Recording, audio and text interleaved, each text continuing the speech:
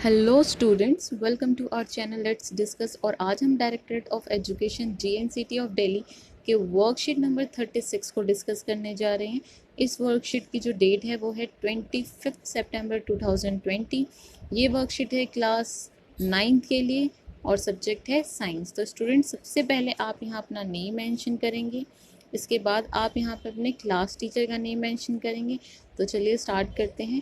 तो आज के वर्कशीट का जो टॉपिक है वो है गति, वेग स्थिति संबंध या गति का तीसरा समीकरण। तो हम इससे पहले वाली वर्कशीट में गति के दो समीकरण, पहला समीकरण और दूसरा समीकरण ऑलरेडी डिस्कस कर चुके हैं। तो आज के इस वर्कशीट में हम क्या करेंगे, गति का तीसरा समीकरण समझेंगे। जिज्ञासा दीदी, गति का तीसरा समीकरण ग्राफीय विधि से इसे कैसे प्राप्त किया जा सकता है? ज्ञान, जैसे ही हम जानते हैं कि जब कोई वस्तु सीधी रेखा में एक समान त्वरण से चलती है तो एक निश्चित समय अंतराल में वह एक निश्चित दूरी तय करती है। यानी कि कोई भी जब ऑब्जेक्ट है, कोई भी वस्तु है, वो एक यूनिफॉर्म एक्सेलरेशन, एक समान त्वरण से चलती है तो एक निश्चित जो समय है, निश्चित समय अंतराल, उसमें एक निश्चित दूरी तय करती है। ठीक है। गति का तीसरा समीकरण वस्तु के प्रारंभिक वेग और अंतिम वेग का संबंध स्थिति के साथ दर्शाता है। तो जो तीसरा समीकरण है आपके गति का, वो किस संबंध को दर्शाता है? तो वो प्रारंभिक वेग, जो आपका इनिशियल वेलोसिटी होता है, और फाइनल वेलोसिटी जो अंतिम वेग है, इसके संबंध की स्थिति को दर्शाता है। इस समीकरण को वस्तु के वेग समय ग्राफ से प्राप्त किया जा सकता है। तो हम याद है आपको कि जो गति का पहला समीकरण था उसे भी हमने वेग समय ग्राफ से क्या किया था, प्राप्त किया था। तो इसे भी हम वेग समय ग्राफ से जो समीकरण है उससे प्राप्त कर सकते हैं। और इसी गति के पहले और दूसरे समीकरण में t को विलुप्त कर भी प्राप्त किया जा सकता है। ठीक है, चलिए आगे देखते हैं।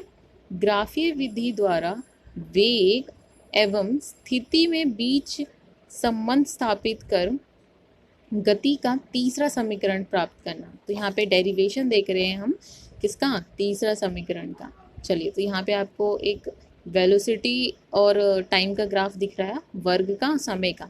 ठीक है, तो जो x अक्ष है उस पे क्या है, समय, और जो y अक्ष है उस पे क्या है, वेग। तो यहाँ पे आपने क्या किया है, एक समान त्वरण में चल रही किसी वस्तु का वेग समय ग्राफ लीजिए। तो हमने यहाँ पे क्या ले लिया, एक वेग समय ग्राफ। अब बिंदु B से x अक्ष पर समय और लंब पे BC खींचें। तो ये आपने BC खींच लिया है। दिया गया ग्राफ एक ऐसी वस्तु के वेग में समय के साथ परिवर्तन को दर्शाता है जो एक समान त्वरण एक से चलता है। तो यहाँ पे क्या बता रहा है कि जो AB है, यहाँ पे ये क्या है, स्लोप है। इस जो ग्राफ है इसका क्या है, ये स्लोप है। और यही क्या दर्शाता है, आपका A दर्शाता है, यानी कि त्वरण दर्शाता है, एक्सिलरेशन दर्शाता है। वस्तु की प्रारंभिक वेग जो है वो u है, मतलब जो इसकी इनिशियल वेलोसिटी है, जो प्रारंभिक वेग है वो कितना है, u है। और जो फाइनल वेलोसिटी है, जो bc है, वो कितनी है, v है। ठीक है, चलिए अब देखिए, यहाँ पे जो u है उसको हम किससे डिनोट कर रहे हैं, उसको हम OA से द्वारा दर्शा रहे हैं। और जो BC है, जो वेलोसिटी है, जो अंतिम वेग है, उसे हम BC से दर्शा रहे हैं। चलिए आगे देखते हैं। हम जानते हैं कि वस्तु के द्वारा तय की गई दूरी वेग समय ग्राफ में निश्चित t में AB के नीचे घिरे क्षेत्र OABC के क्षेत्रफल से बराबर है। तो देखिए, यहाँ पे आप जानते हैं, आपने पहले भी जो समीकरण है उसमें भी देखा है कि अगर हमें इसकी दूरी, जो क्षेत्रफल है, जो दूरी निकालनी है, तो हम वो कैसे निकालेंगे।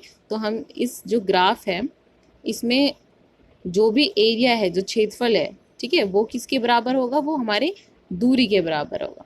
ठीक है, वेग समय ग्राफ में जो दूरी है उसके बराबर ये जो OABC का क्षेत्रफल है वो होगा।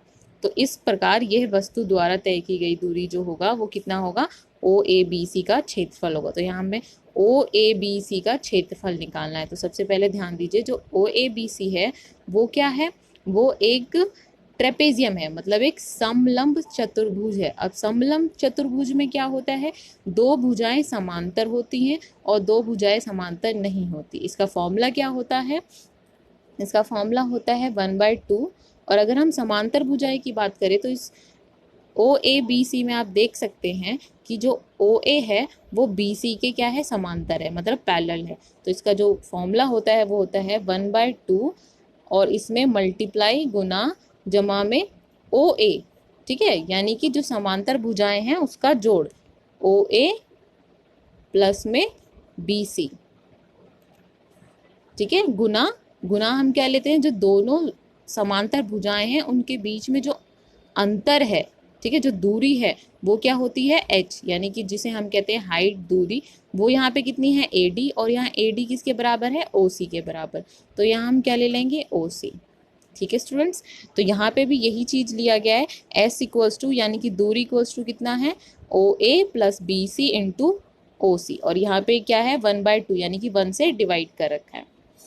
आगे इसको सॉल्व करेंगे जब, तो हमारे पास क्या आएगा, ओ ए किसके बराबर है, यू के बराबर है आपके, बी सी किसके बराबर है, वी के, और ओ सी किसके बराबर है, टी के बराबर है। और इसको किससे भाग किया गया है, 2 से।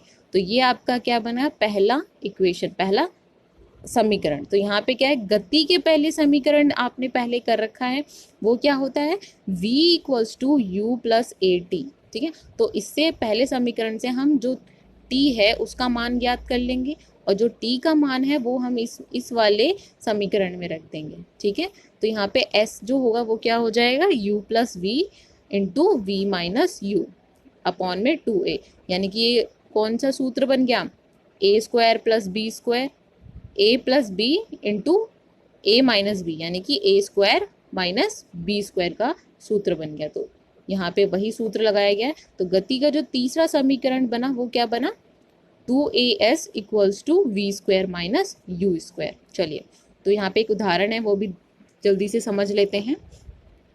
एक 12 मीटर पर सेकंड के वेग से चलती हुई कार पर ब्रेक लगाए जाने पर 6 मीटर पर सेकंड स्क्वायर के त्वरण कार की गति की विपरीत दिशा में। अब देखिए यहाँ पे विपरीत दिशा है, मतलब नेगेटिव एक्सेलरेशन है, तो क्या होगा, यहाँ पे नेगेटिव का साइन आएगा, जो एक्सेलरेशन होगा उसमें क्या आएगा, नेगेटिव का साइन आएगा। ठीक है, अब यहाँ पे जो पारंपरिक वेग है वो कितना है, 12 मीटर पर सेकेंड, जो अंतिम वेग है वो कितना है, 0 मीटर पर सेकेंड, और टाइम दे रखा है 2 सेकेंड्स। तो यहाँ में क्या निकालना है, तो कार के द्वारा तय की गई दूरी बतानी है।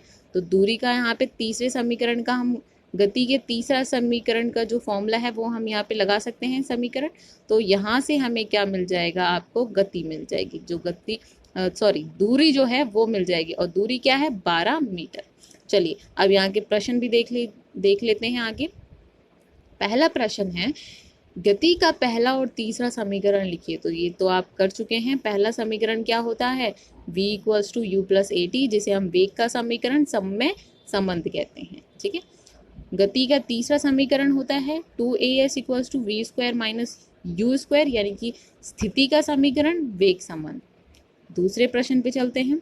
दूसरा प्रश्न है, गति के तीसरे समीकरण को वेग समय ग्राफ से प्रयुक्तन कीजिए, यानी कि प्राप्त कीजिए। तो यहाँ पे देखिए जो फिगर है इसमें आप देख सकते हैं, यहाँ पे हमने क्या किया है, यहाँ पे फिर से आपको क्या करना है, ड्राइव करना है क्या, थर्ड इक्वेशन ऑफ मोशन। ठीक है, तीसरा समीकरण।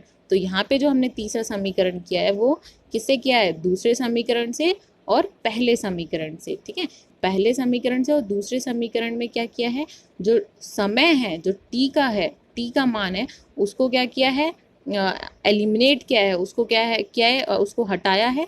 यहाँ पे देखिए जो फर्स्ट इक्वेशन है उसमें क्या किया हमने, सबसे पहले समय यानी कि टी का मान ज्ञात कर लिया, और इस टी के मान को किस में डाल दिया, दूसरे समीकरण में, सेकंड इक्वेशन ऑफ मोशन में। अब इसको सॉल्व करने के बाद आपके पास जो आएगा लास्ट में वो क्या होगा आपका, यहाँ देखिए वो क्या होगा आपका, 2as equals to v square minus u square, यानी कि आपका ये क्या है, तीसरा समीकरण है वेग का। ठीक है, चलिए आगे क्वेश्चन देख लेते हैं। प्रश्न 3 है, एक कार विराम अवस्था से चलना प्रारंभ करती है और 5 मिनट में 10 मीटर सेकंड का वेग प्राप्त करती है। ठीक है। यदि त्वरण एक समान है तो परिकलन कीजिए कि त्वरण क्या कितनी होगी और कार द्वारा तय की गई दूरी कितनी होगी। तो यहाँ पे विराम अवस्था से चलना आरंभ करिए, यानी कि इसके जो पारंपरिक वेग है वो कितना होगा, 0 होगा। जो अंतिम वेग होगा वो कितना होगा, 10 मीटर पर सेकेंड होगा। समय कितना लिया, यानी कि टी कितना है, तो 5 मिनट। अब देखिए यहाँ पे मिनट में नहीं रख सकते, तो इसे किस में चेंज करना पड़ेगा, हमें सेकेंड में चेंज करना पड़ेगा। तो 5 गुना 60, ठीक है, 5 मल्टीप्लाई 60, तो इसे ये कितना आ गया, 300 सेकेंड आ गया आपका यहाँ पे।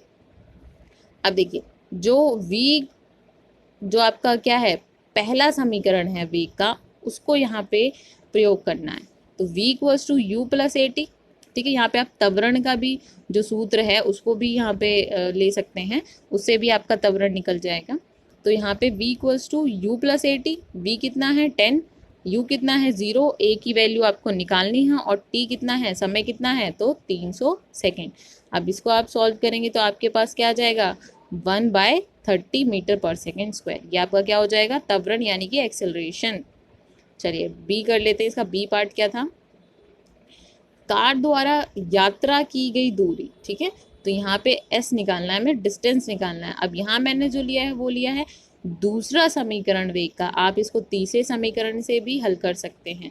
तो दूसरे समीकरण में जो u है उसकी वैल्यू 0 है, t आपको पता है 300 सेकेंड्स, ठीक है। यहाँ पे 1/2 होगा बेटा, और इसके बाद क्या है आपके पास a कितना है, अभी हमने त्वरण निकाला 1/30, और यहाँ पे जो t है उसको 2 बार गुना कर दीजिए। अब इसको सॉल्व करने के बाद जो है आपको आपकी दूरी मिल जाएगी, ठीक है। तो ये 1500 मीटर जो है कार ने दूरी तय की। तो यहाँ पे आपका ये जो वर्कशीट है ये फिनिश होता है। अगर वीडियो अच्छी लगे तो वीडियो को लाइक कीजिए, कमेंट कीजिए और चैनल को ज़रूर सब्सक्राइब कीजिए।